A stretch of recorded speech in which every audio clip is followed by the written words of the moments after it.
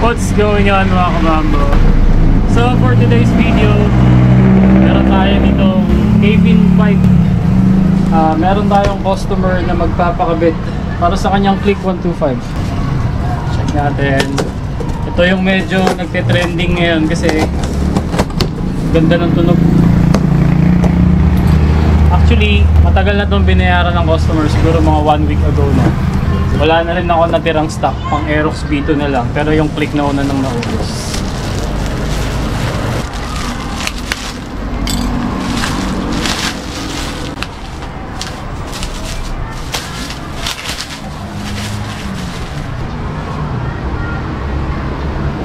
Kevin Pipe, titanium logo. Hindi siya katulad ng mga chicken pipe na bilog lang tapos maliit yung uso. Ito oval siya, medyo brusco at macho, medyo mas makapal ang tindigan niya. So kabit na muna natin to sa Click, tapos sound check tayo. So ito yung Click na kakabitan natin. Ang pogi oh, gray and black color, tapos naka bright na sunblast.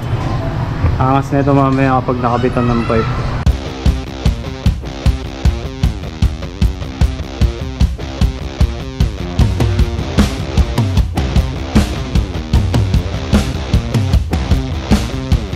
So after maalis yung dalawang nut sa elbow, G's pala gamit dito, G's.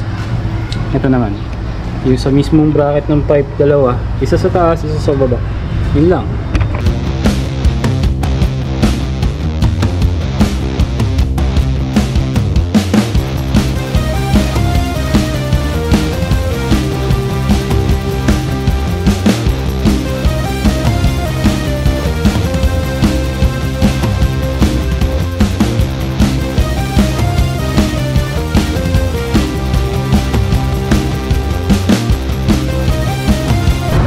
Stock pipe out, Kevin pipe in. So once na natanggal nyo ang stock pipe, ito lagi ang titingnan nyo dyan.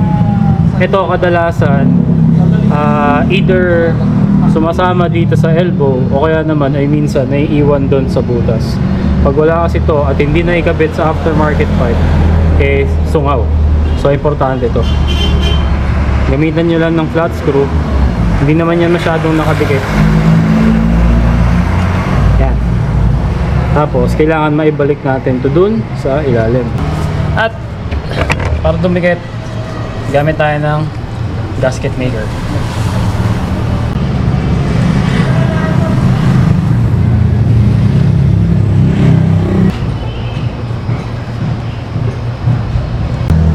Nakabigpit yan, no? Oo. Dali natin yan. Sidra. Pogi.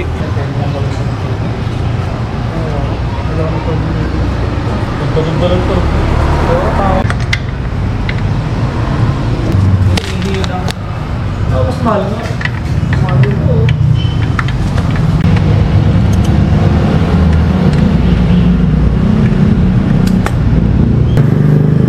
Okay, so nakabit na natin yung elbow, yung pinaka pipe. Sound check.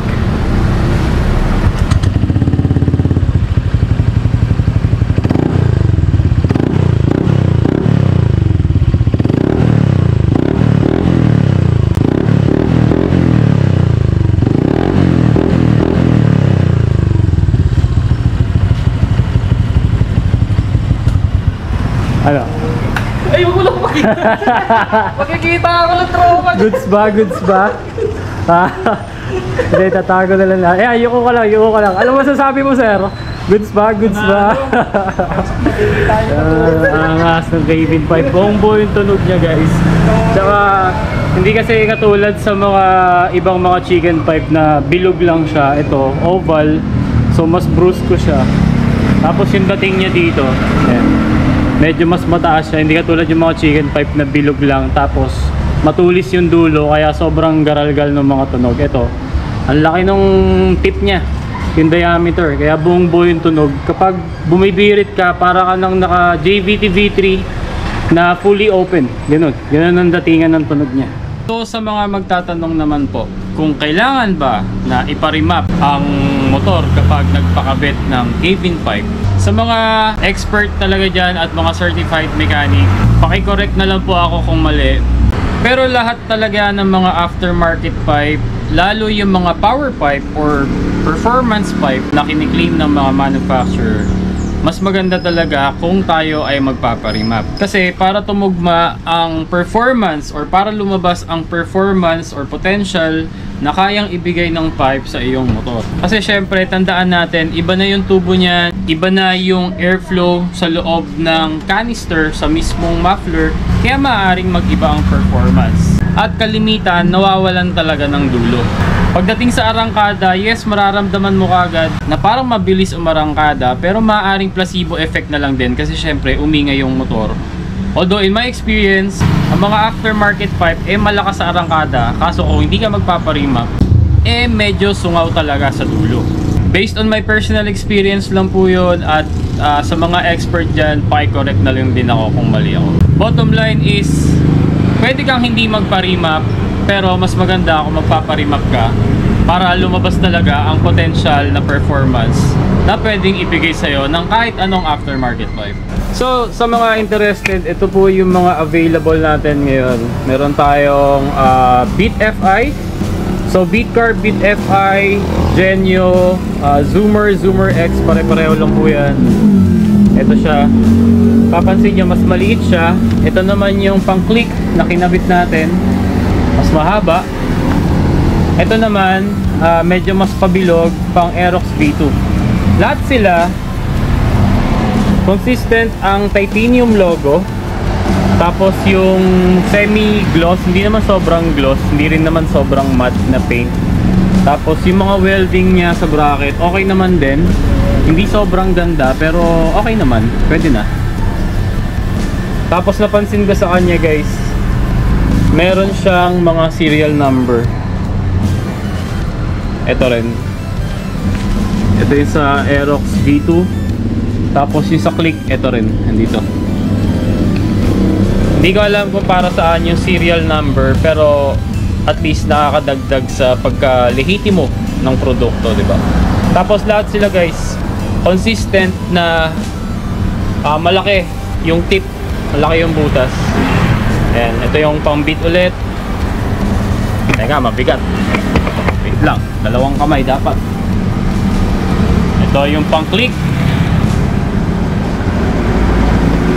Tapos, ito naman yung pang Aerox speed. Ayan.